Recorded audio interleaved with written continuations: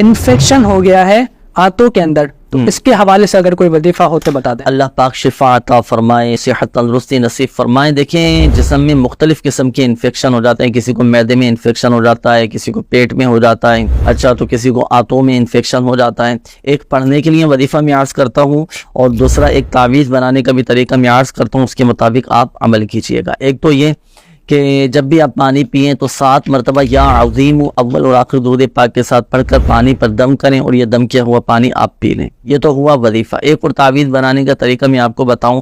ایک سادے سے کاغذ پر آپ سورہ صافات کی یہ آیت مبارکہ لکھیں، بسم اللہ الرحمن الرحیم، لا فیہا غول ولا هم عنہا ینزفون۔